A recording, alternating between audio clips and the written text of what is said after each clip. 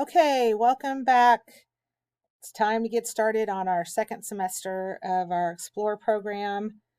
I'm looking forward to it. I think we've learned a lot, and I think our kids are definitely more ready and know what's coming on this semester. So should be good to go. So I wanted to point out that the website has been updated. Calendars are all up to date. The different changes have been done on here. So let's start on the calendar here. And I wanted to show you tomorrow, first day back, Tuesday. I want you to show a video. And every first day of the week, I want you to show a video. I had kind of made that optional. I wanted the kids to do it on their own and watch it. And so many of them do not. I had like 30 um, views a week on those.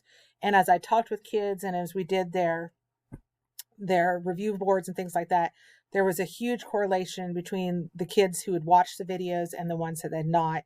The ones that did really knew what they were doing, and the ones that hadn't really did not know what they were doing.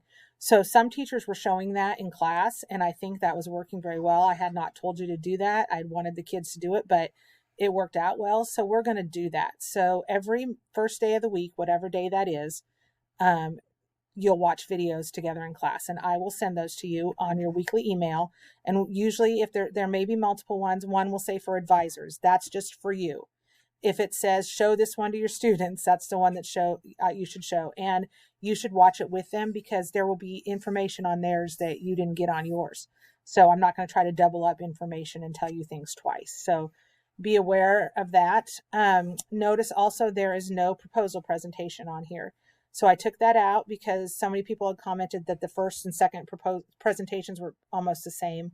They really shouldn't have been, but I know that's how it was kind of working out. So we're just going to take that first one off. I would recommend, though, that sometime during your class, your Explore group just tells everybody else what they're doing. 5 minutes, no grade, just so they know what's going on and get some feedback from the other people in your group would be great. Then notice the 15th is the first day we have anything due. I will talk more about grading that and things like that next week. But for now, just be aware that that's what's coming up.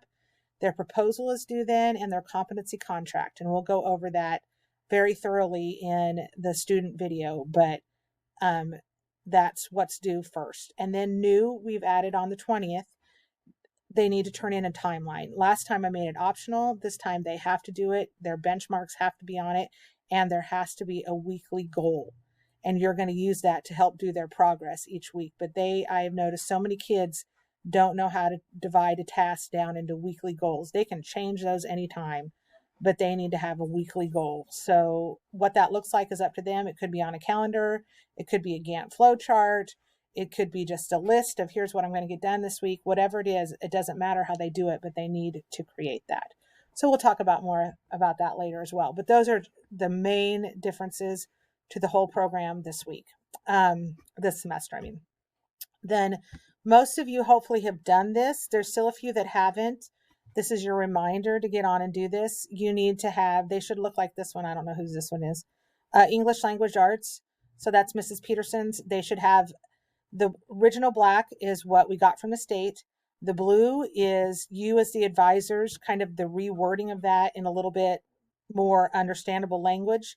And then the red should be a proof, and that should be a measurable thing that the student could do to meet this. It does not have to be the only proof.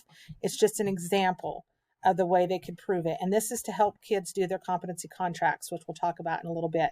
But if you, as the advisor, has not done that, if you would do that ASAP, I would really appreciate it because I need to get this on the website. Sorry. And it's not there yet because they're not all done. Don't worry about spell check, all that stuff. I will try to go through and clean it up for you. Just get the information on there. Okay, so that competency list is replacing the old one. It's still the same things. It's just a little bit more up to date.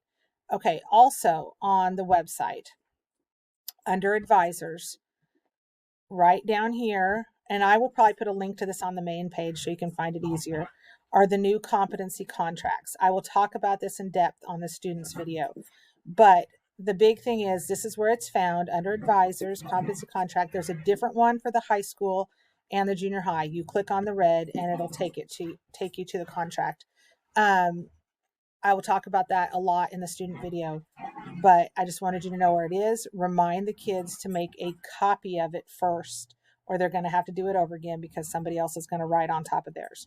So make sure they make a copy of it, call it their name, share it with you, and then eventually they're going to need a printout of it because they have to have everybody sign it. So we'll have more information on that later. So those are the main things. Watch the video this Tuesday. Watch it the first time every week. Make sure that happens. And then if you would get your competency list done to me as soon as possible, then I think we will be ready to go.